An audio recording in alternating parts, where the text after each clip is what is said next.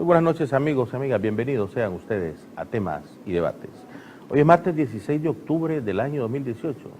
Esta noche, y tal como lo habíamos anunciado previamente, vamos a estar conversando con el doctor Carlos Emilio López, diputado ante la Asamblea Nacional y miembro de la Comisión de Justicia y la Comisión de Mujer, Juventud y Familia aquí en Nicaragua. Estaremos hablando tres temas primordiales y esenciales.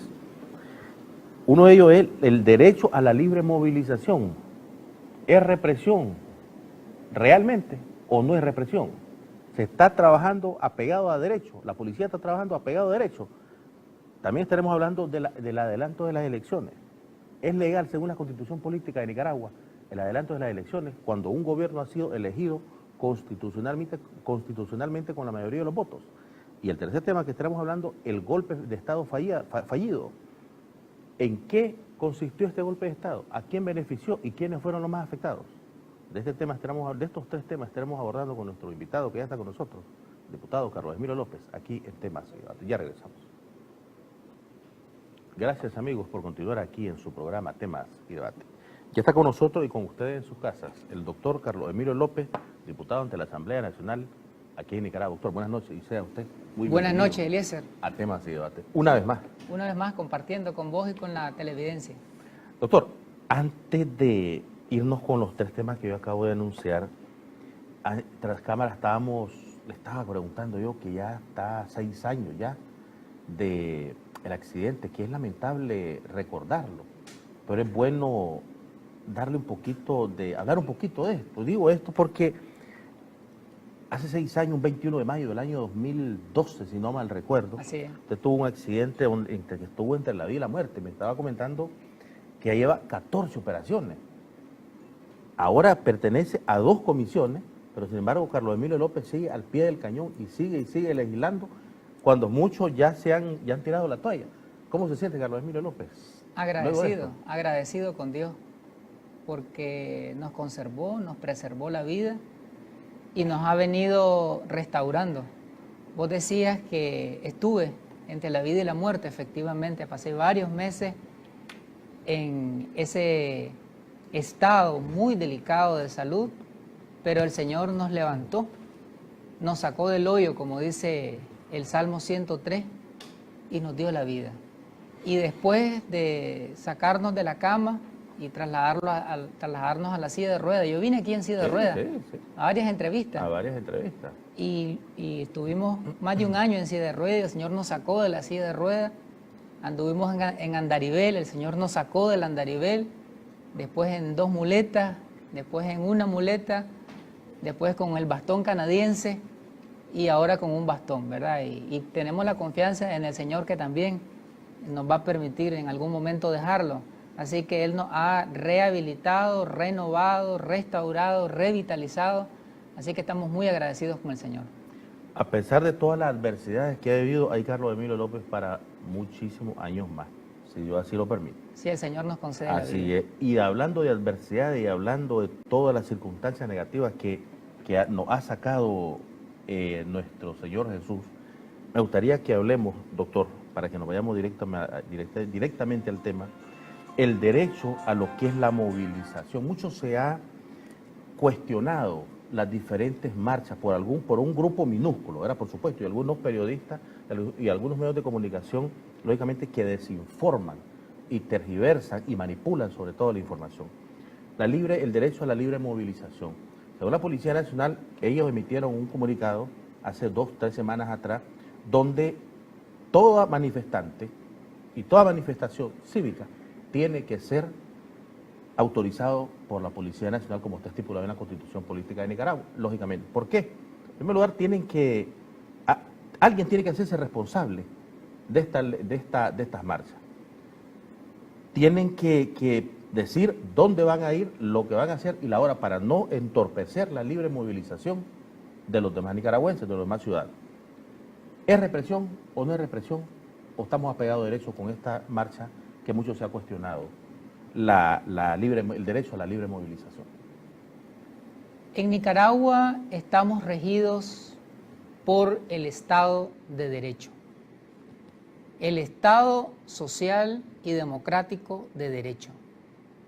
El Estado de Derecho es el imperio de la ley, es el sometimiento de las instituciones públicas y de la sociedad a lo que establece el ordenamiento jurídico, el ordenamiento constitucional.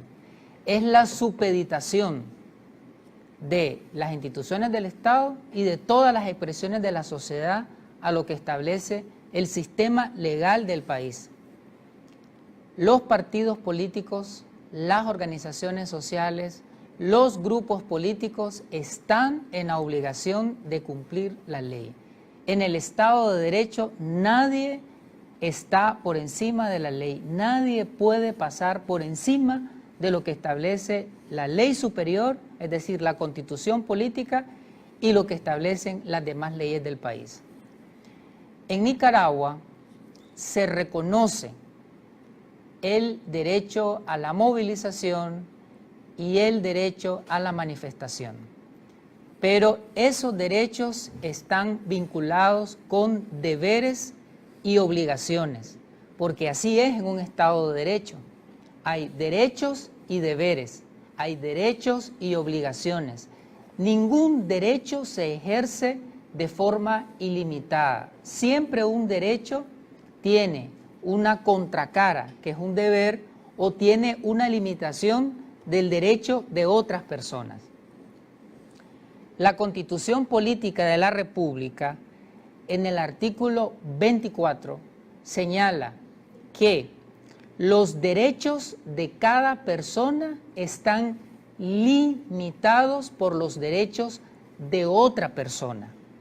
Y también los derechos están limitados por la seguridad de las personas y por las justas exigencias del bien común. Es decir, tiene que haber un equilibrio entre derechos personales y los intereses colectivos, entre derechos de un grupo y otros derechos de la sociedad.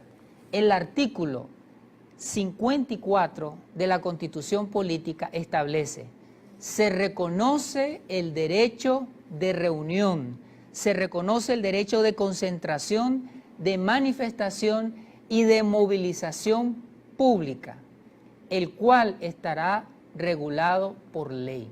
Es decir, el derecho de manifestación está regulado por una ley, así lo señala expresamente la Constitución.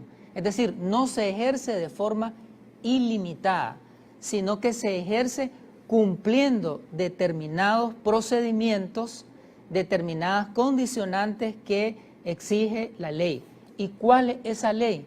Esa ley es la que regula el funcionamiento de la Policía Nacional.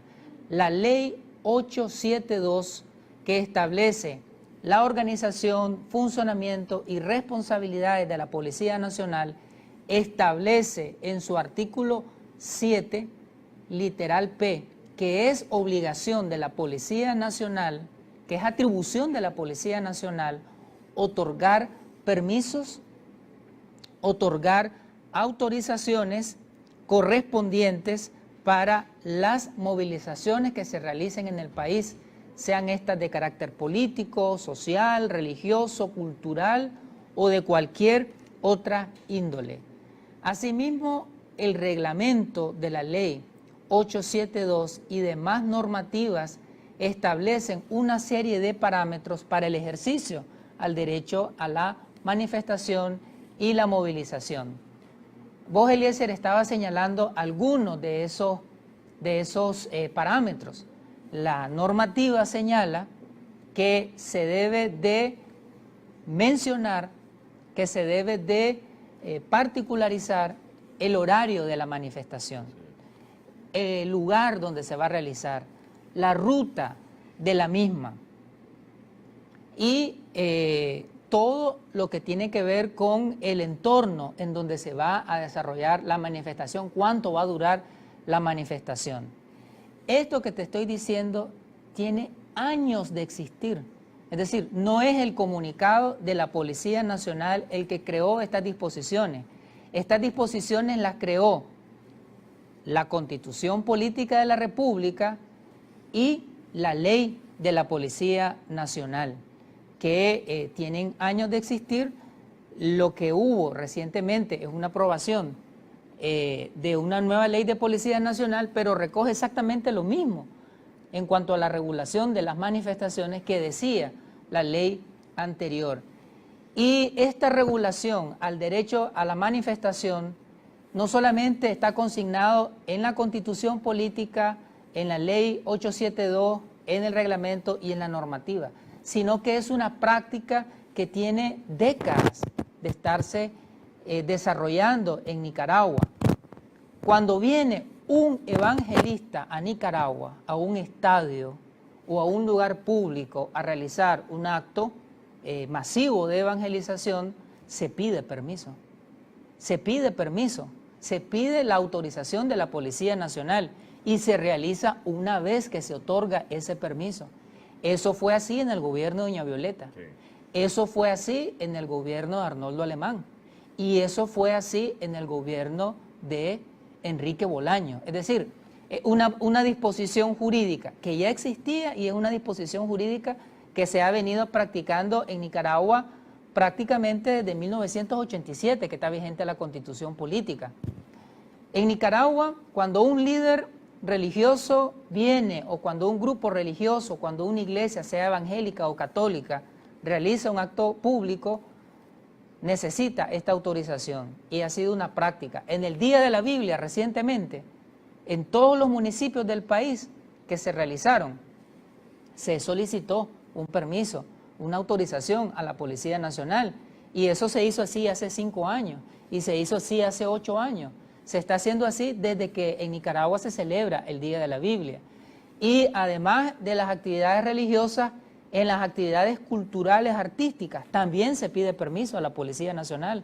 Cuando viene un grupo extranjero, cuando viene un grupo musical de rock o de pop o de salsa o de cualquier otra expresión cultural, se solicita permiso a la Policía Nacional. Cuando se realiza un acto deportivo, se solicita ese permiso y esa autorización, y una vez que se otorga, se realiza. Todos los partidos políticos de Nicaragua en los últimos años que han realizado sus manifestaciones han solicitado permiso. Y no solamente se señala la ruta, el horario y quiénes se hacen responsables de esa manifestación. Hay que entregar una fianza. ¿Por cualquier daño? Por cualquier daño. Es decir, un derecho se ejerce aparejado, tomado de la mano de un deber. Sí, los grupos políticos, los grupos sociales, religiosos, tienen derecho a la manifestación, pero también tienen el deber de asumir una responsabilidad si se causan daños, si se destruye la propiedad pública o la propiedad privada, si se violentan derechos en esa manifestación, si se cometen algún tipo de ilícito, se debe de señalar quién es el responsable. El Frente Sandinista de Liberación Nacional, cuando estuvo en la oposición, cuando fue oposición al gobierno de Violeta Barrios de Chamorro, de Arnoldo Alemán y de Enrique Bolaños, el Frente Sandinista, siendo oposición, cumplió con esta disposición y por escrito solicitaba a la Policía Nacional autorización para movilizarse. Y en las luchas históricas de 1990 al 2006, las luchas históricas de los movimientos sociales que se oponían a la privatización de derechos, a la negación de derechos, los manifestantes solicitaban permiso. El movimiento estudiantil en los años 90 y parte del año 2000, de los años 2000, en la primera parte, del 2000 al 2006, en todo ese tiempo, la UNEN, el Movimiento Estudiantil Universitario, para demandar el cumplimiento del 6%, se solicitaba permiso a la Policía Nacional. Además que tenía que estar resguardada dicha movilización. Así es. Que estar resguardada por Así la es. Policía Nacional. Es que este ejercicio del derecho a la manifestación y a la movilización y esta asunción de responsabilidad implica protección e implica seguridad. Seguridad para quienes están ejerciendo el derecho de la manifestación y movilización, y seguridad para la ciudadanía, para la sociedad, para el municipio, la ciudad en donde se está desarrollando dicha actividad. Debe de haber presencia policial. Siempre ha habido presencia policial en las manifestaciones y esa presencia policial tiene el objetivo de prevenir el delito, tiene el objetivo de resguardar el orden público, de garantizar la paz y la seguridad del pueblo nicaragüense. Doctor, yo quiero cerrar este tema con un artículo, un fracción más bien, del artículo que nos mandó nuestro buen amigo comisionado en retiro Francisco Bautista, porque yo quiero hacer una breve pausa rápidamente. En lo que se refiere al artículo número 38 del derecho a la circulación también, y dice así: veamos, del derecho a circular no implica que cruzará aunque el semáforo esté en rojo. Claro que puedes circular, pero tenés que hacer el semáforo en rojo. No es que porque vas circulando te lo vas a pasar. Esa es una de los derechos que uno tiene también. Ahora dice esto: en rojo, ni circulará en sentido contrario cuando es vía en una dirección, ni se atenderá un alto, ni entrará sin autorización a una propiedad privada. Hablando de lo que es el derecho a circular. O sea, ¿qué quiero decir con esto? Que no porque uno ya le dé el permiso al derecho a circular, la Policía Nacional, a manifestarse, no es que va a ir a hacer alboroto. Todo es bajo el orden y, como usted mismo lo decía, bajo la responsabilidad de ciertas personas que solicitan el permiso para la Policía Nacional. Así es, ¿verdad? Así es, lo que señala el comisionado en retiro Francisco Bautista es correcto, es apegado a la ley, su reflexión. Y reiteramos, todo derecho se ejerce cumpliendo un deber. El derecho al voto, el derecho a elegir, tenés que ir con tu cédula, tenés que tener tu cédula de identidad, tenés que cumplir con el deber ciudadano de sacar tu cédula, de reponer tu cédula, si la has perdido, registrarte en el padrón, identificarte en el padrón, en la jurisdicción en donde vas a ejercer tu derecho al voto. El derecho a la salud, sí tenemos derecho a la salud, pero tenemos el deber de tener un estilo de vida saludable, de no consumir drogas, de no practicar ciertas actividades que dañan nuestra salud. Tenemos el derecho a la educación, sí tenemos el derecho a la educación. La niñez y la juventud tienen el derecho a la educación, una educación gratuita y de calidad como la que está impulsando el gobierno a través de su política. Pero la niñez y la juventud tiene el deber de estudiar, tiene el deber de realizar sus tareas y tiene el deber de ir todos los días a clase. Y de salir bien. Y de salir bien. Sí. Entonces, derechos y deberes van tomados de la mano. No querer solicitar el permiso a la Policía Nacional, no querer cumplir lo que establece la norma jurídica nicaragüense, es ponerse al margen de la ley, es atentar contra la paz, es generar inestabilidad, es afectar la vida económica, comercial, social y cultural.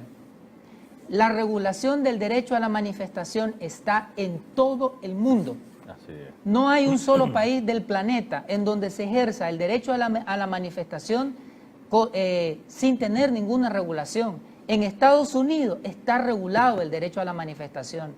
En Costa Rica, en Panamá, en Colombia, está regulado el derecho a la movilización y a la manifestación. En Estados Unidos, yo viví un año en Estados Unidos, tuve la bendición, la dicha de ser parte del equipo del padre Miguel de Escoto, que en paz descansa, y estuvimos un año en Nueva York. Y en Nueva York a los manifestantes se les restringe ciertas áreas en donde se va a realizar la protesta o la manifestación o la expresión. Por ejemplo, frente a Naciones Unidas había un círculo que estaba claramente señalado y solamente en ese espacio físico podían expresarse los manifestantes. Si alguien un pie sacaba de esa raya, inmediatamente la Policía Nacional lo detenía y lo privaba de libertad y los manifestantes estaban rodeados de policía. Eso sí es represión. ¿Ah? Entonces, y es un limitante. En Estados Unidos hay una gran cantidad de restricciones para el ejercicio al derecho a la manifestación. Hay países en donde se prohíbe realizar manifestaciones frente a edificios de poderes del Estado.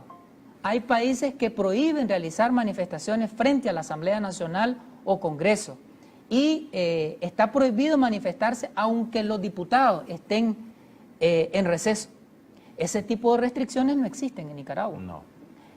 Hay países que prohíben la utilización de pasamontañas en las manifestaciones, que prohíben que se tapen la cara los manifestantes.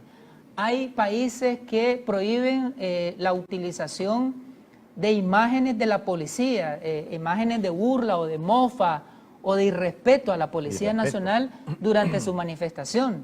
Hay países que sancionan a la policía cuando ésta no aplica medidas cuando los manifestantes subvierten el orden público. Entonces, la regulación al derecho a la manifestación existe en todas las legislaciones del mundo y muchas de ellas tienen sanciones, algunas penales, otras administrativas, otras civiles, bastante severas. Bien, solo en Nicaragua sucede ese tipo de cosas, donde las escopetas, donde los sopilotes le tiran a las escopetas. Porque aquí hasta el presidente de la República han irrespetado y a la vicepresidenta han irrespetado. Y ahí andan libres. Y lo siguen haciendo en algunos medios de comunicación, lo siguen haciendo. Doctor, voy a hacer una breve pausa para luego, venga, en la segunda parte del programa hablemos un poquito de que mucho se ha hablado, demasiado, bueno, un cierto sector que adversa al gobierno y que todos sabemos, los nicaragüenses, que más del 70% votó por el presidente de la República, pero mucho se cuestiona, mucho se habla, de lo que es el adelanto de las elecciones. ¿Es legal la Asamblea Nacional? Usted como diputado, como abogado, ¿es legal esto o no es legal? Pero voy a hacer una breve pausa para luego venir con sus comentarios. Ya regresamos.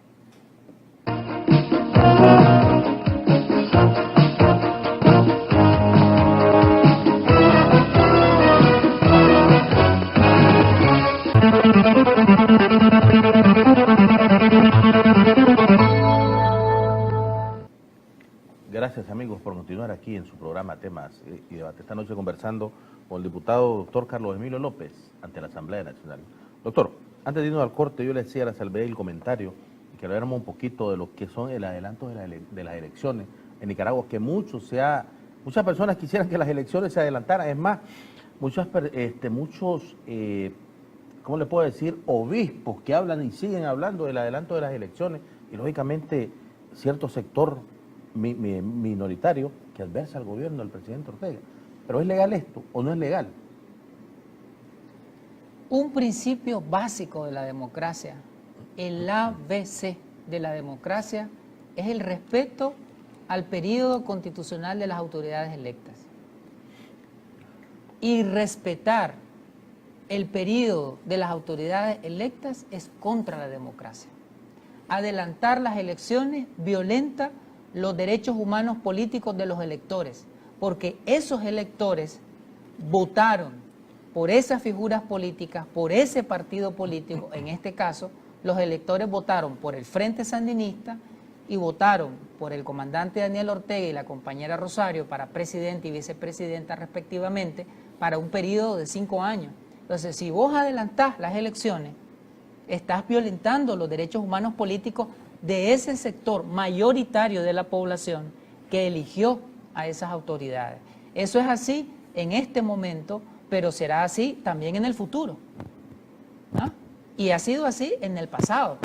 Es decir, en este país se respetó el periodo para el cual fue electo Violeta Barrios de Chamorro y se respetó el periodo para el cual fue electo Arnoldo Alemán y para el cual fue electo Enrique Bolaño, a pesar que hubieron conflictos y a pesar que habían manifestaciones sociales y violaciones masivas a los derechos humanos. El partido político en la oposición en aquel momento, el Frente Sandinista, respetó el periodo constitucional de las autoridades electas. Yo creo que el Frente Sandinista ha sido una escuela de democracia para este país. Ha ejercido una magistratura de educación política, de educación en democracia, en el sentido de que respetó los periodos de los gobiernos, realizó una oposición y mientras realizaba una oposición fortalecía, organizaba a sus bases políticas y se preparaba para la elección. Y perdió la elección y se iba a la siguiente elección hasta lograr alcanzar el poder, a pesar que en estas elecciones hubieron irregularidades, hubieron una gran cantidad de ilícitos en el proceso electoral. Todos recordamos aquellas elecciones donde las boletas y las actas electorales donde salía ganador el Frente Sandinista corrían como río en los cauces de Managua, ¿ya? Sin embargo, nosotros vimos al comandante Daniel Ortega entregando la banda presidencial a doña Violeta, y lo vimos después de las elecciones consideradas fraudulentas, va y saluda a Arnoldo Alemán y luego va y saluda a Enrique Bolaño. Eso es democracia, es reconocer a la autoridad electa y trabajar para asumir democráticamente. Democracia es asumir el gobierno por la vía de los votos.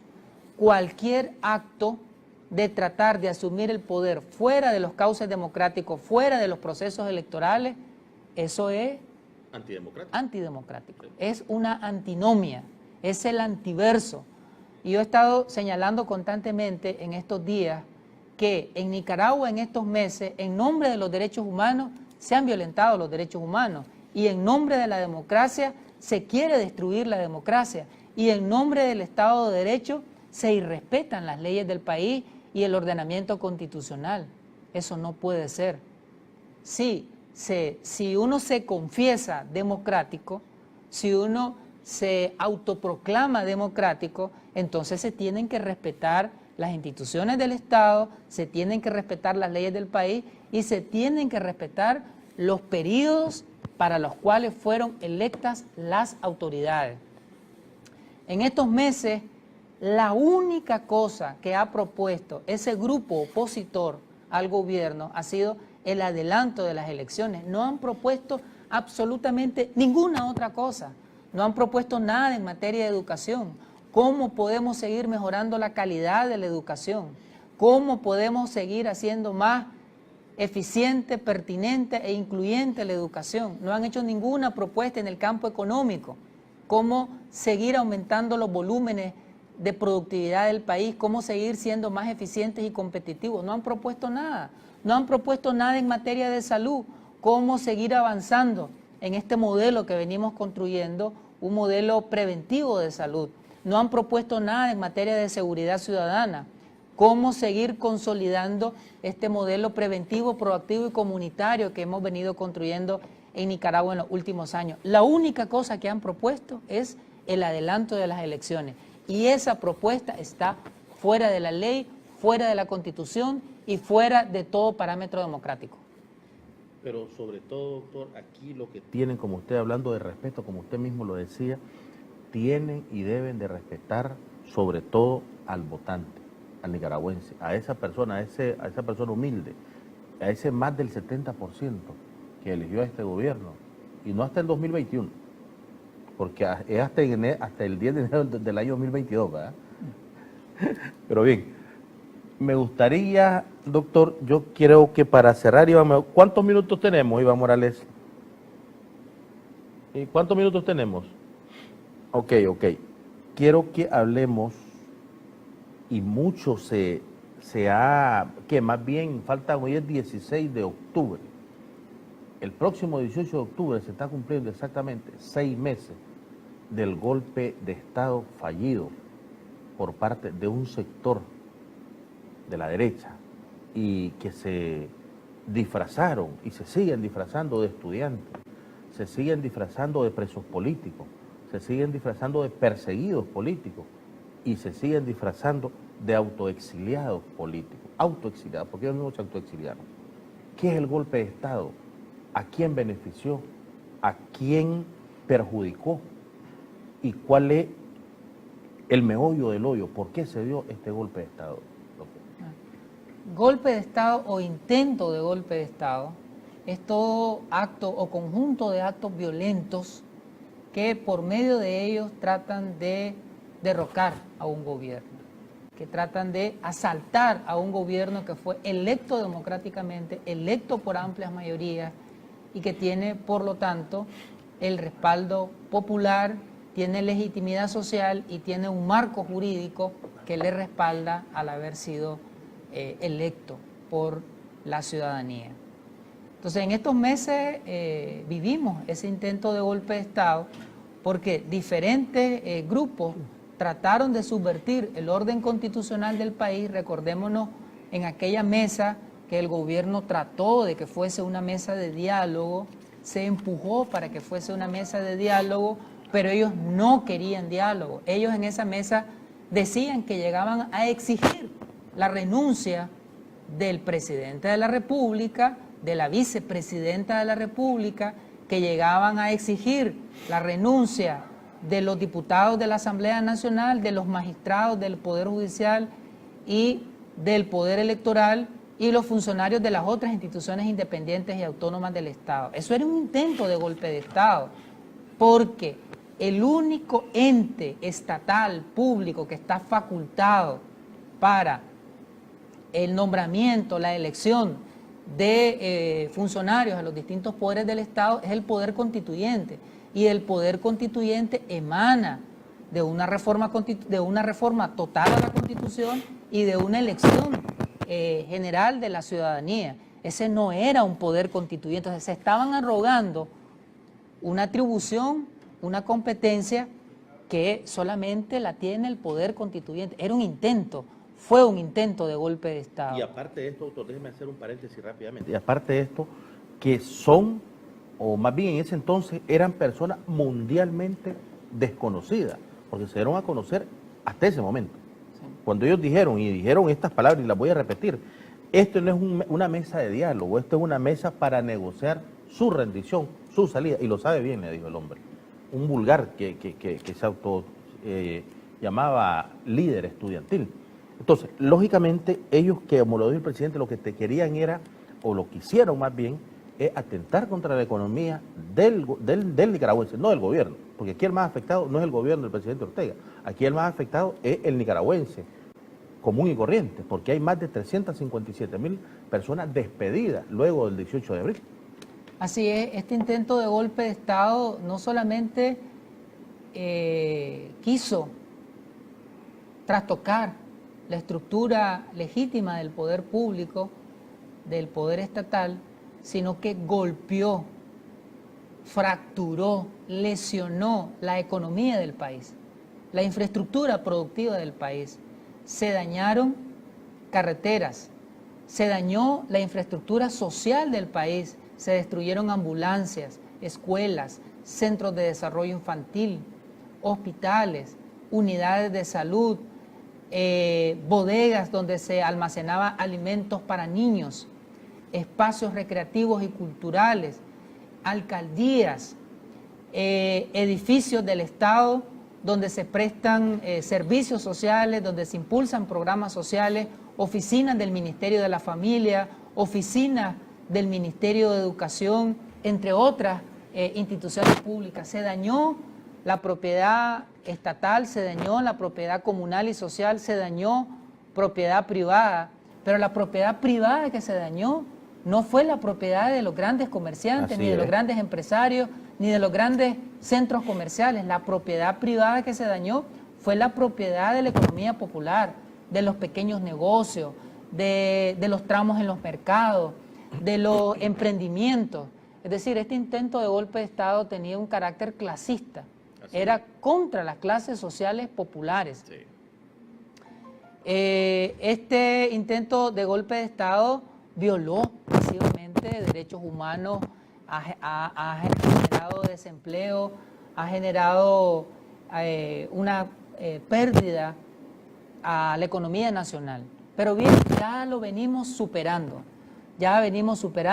El país se ha normalizado, el país se ha aperturado nuevamente a la dinámica del turismo, hay un reconocimiento de los organismos financieros multilaterales que el gobierno está cumpliendo con la ejecución presupuestaria, que está cumpliendo con los créditos, que está cumpliendo con los convenios de los programas, Vemos cómo el gobierno en estos meses ha venido reconstruyendo toda esa infraestructura social, económica y productiva que fue dañada por los golpistas, y vemos cómo la vida y la dinámica social, cultural, deportiva del país, ¿no?, se ha venido normalizando, y la dinámica de la vida y de la dinámica del país, ¿no?, está restableciéndose. Doctor, pero hay algo que tenemos que recalcar que no lo hemos recalcado, y yo creo que es la parte medular y la parte más delicada y sensible, que son las personas fallecidas.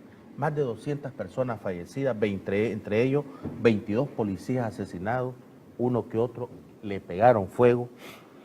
Sin embargo, como usted mismo lo decía, aquí fue un golpe de Estado de clase social, porque sí se destruyeron infraestructuras, sí se destruyeron negocios populares, como usted se da cuenta que frente a la universidad, la UNAM fue destruida totalmente. Pero sin embargo, enfrente de la UNAM está otra universidad, que es la UNICID. Una sola piedra en la UNICID no tiraron.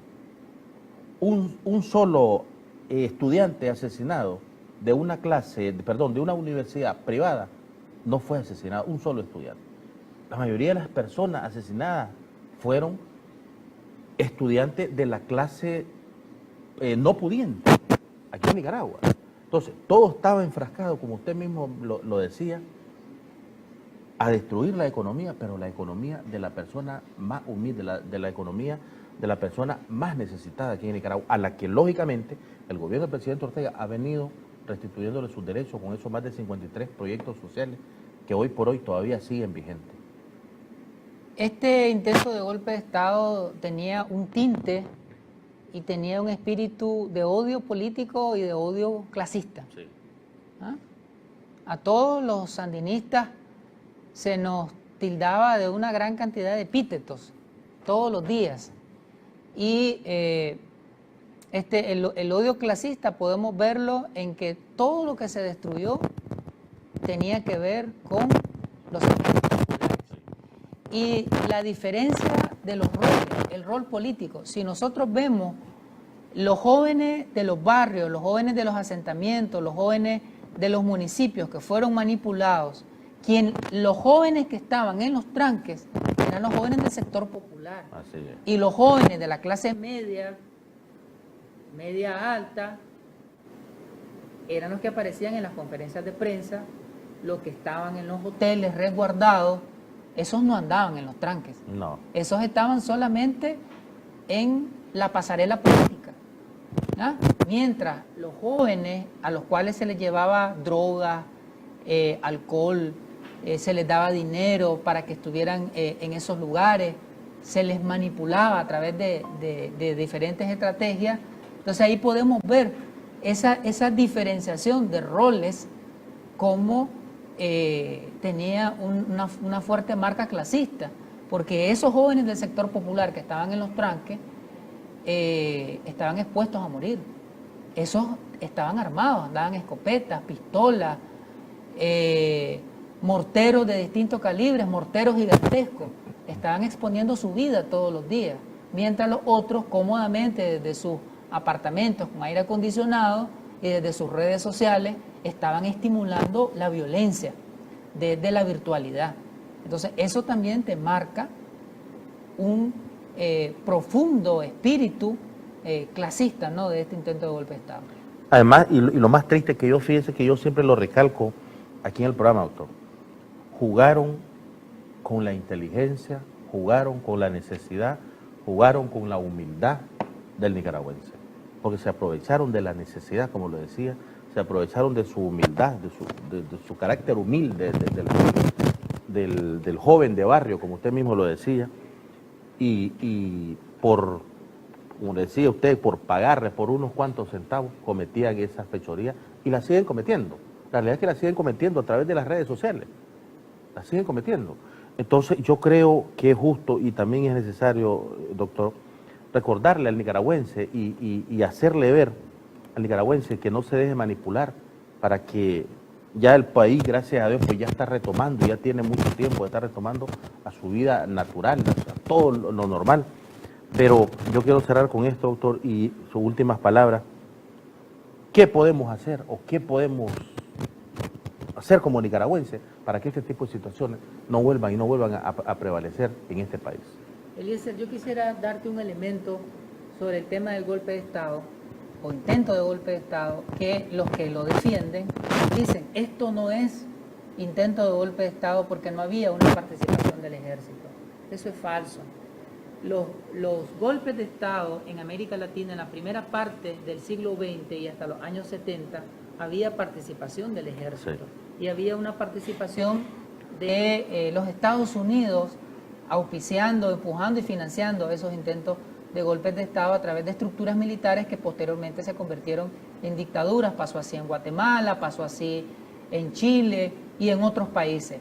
Pero de los años 90 hasta la fecha, los golpes de Estado y los intentos de golpe de Estado no han tenido participación del ejército. Los intentos de golpe de Estado, o los que se han logrado materializar, se han hecho a través del Poder Judicial, a través del Poder Legislativo, una combinación de estos dos poderes, o con la participación y sobre todo con la participación de los poderes fácticos sociales, es decir, el poder económico, el poder simbólico, el poder religioso, el poder mediático. El golpe de Estado que ocurrió en Paraguay fue así, el golpe de Estado que ocurrió en Brasil fue así, el golpe de Estado que ocurrió en Honduras fue así, y los golpes de Estado fallidos también siguieron esa misma fórmula. Es decir, el golpe de Estado que se frustró en Venezuela, en Ecuador, en Bolivia y ahora en Nicaragua, siguieron ese guión.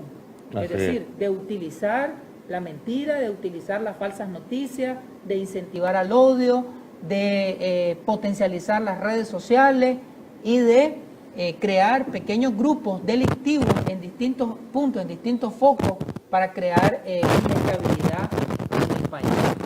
Y para muestra un botón, dice el dicho, yo cierro con esto. Hay que recordarle también que quiénes eran los protagonistas del diálogo. Eran las personas más pudientes, los empresarios, y eran los representantes también de la Iglesia Católica. El golpe de Estado no solamente es, como decía el doctor Carlos Emilio López, a través de la arma o a través del ejército. Doctor Carlos Emilio López, gracias por haber estado con nosotros. Un gusto, Eliezer, y saludo a toda la televidencia que nos sigue. Gracias por haber estado con nosotros. Espero que no sea la última, ¿verdad?, de este año. Gracias por su fiel sintonía. El tiempo se nos fue. Volvemos, si Dios así lo permite, con un programa similar. Buenas noches.